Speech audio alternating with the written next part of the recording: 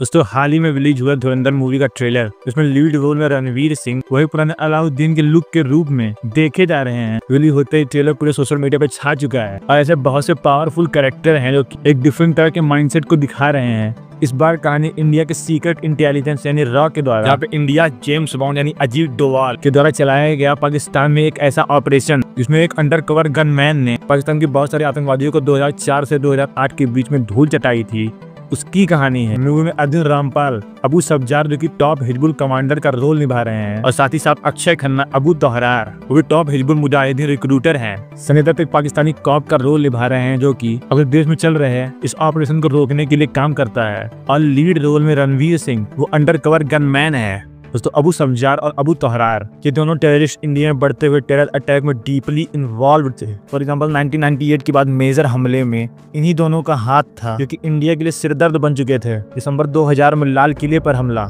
Jammu and Kashmir assembly attack in 2001, parliament attack 13 दिसंबर 2001 और Akshardham temple attack 2002।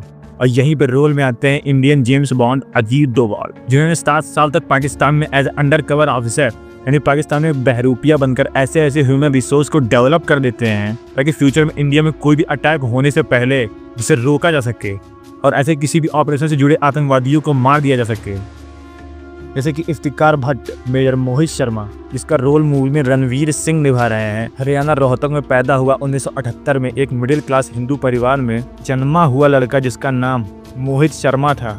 बचपन से ही देश के लिए कुछ बड़ा करने का सपना अपनी आंखों में लेकर मोहित जी रहा था और उन्होंने दिसंबर 1995 में एनडीए यानी नेशनल डिफेंस आर्मी ज्वाइन की और ट्रेनिंग पूरी होने पर मद्रास रेजिमेंट में उनकी पोस्टिंग हुई और इसी तरह पूरी ट्रेनिंग होने के बाद उन्हें कश्मीर भेजा गया।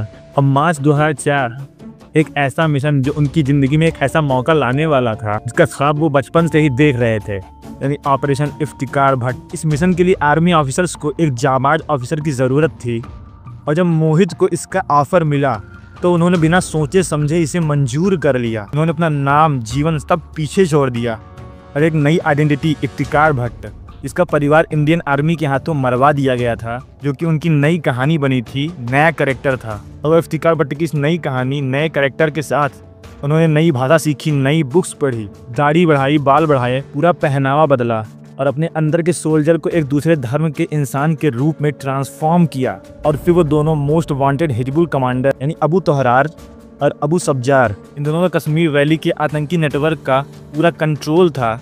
मेजर मोहित शर्मा ने इन दोनों टेररिस्टों को अपनी इफ्तिकार वाली स्टोरी सुनाई कि कैसे इंडियन आर्मी ने इफ्तिकार भट्ट की यानी उसकी फैमिली को मार दिया था और अब वो बदला लेना चाहता है। जिस स्टोरी को सुनने के बाद अबू तोहरार और अबू सब्जार ने मेजर का भरोसा किया, बट कई बार वो बहुत सी मुश्किलें फंसते गए।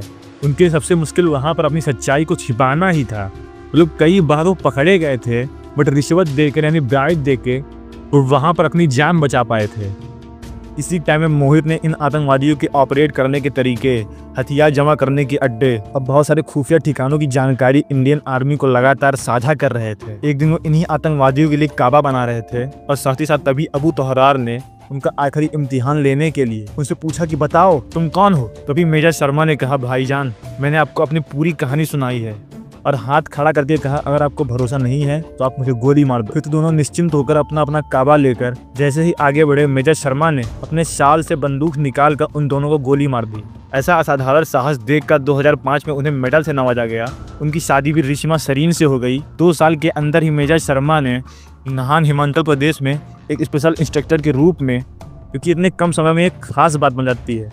तो यहाँ पर अबू सब्जार और अबू तोहरार की मौत तो हो जाती है, लेकिन मेजर मोहित शर्मा की कहानी अभी भी बाकी है कि अंत में वो वीर गति को प्राप्त हो गए थे। ऐसा फ्यूचर में क्या हुआ था कि उन्हें दोबारा पाकिस्तान में जाना पड़ा और वो शहीद हो गए। उस पूरी कहानी को जानने के लिए चैनल को भी सब्सक्राइब करिए, वीडियो को लाइक करिए।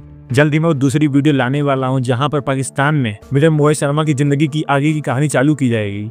कैसे पाकिस्तान में वो अंडर कवर ऑफिसर के रूप में आतंकवादियों को मारते मारते शहीद हो गए थे और भारत में होने वाले बहुत से हमले जिसको उन्होंने वहाँ पे शुरू होने से पहले ही खत्म कर दिया था। बाकी इफ्तिकार भट्ट यानी मेजर मोहित शर्मा, उनकी आगे की कहानी को जानने के लिए चैनल को भी सब्सक्राइब करिए।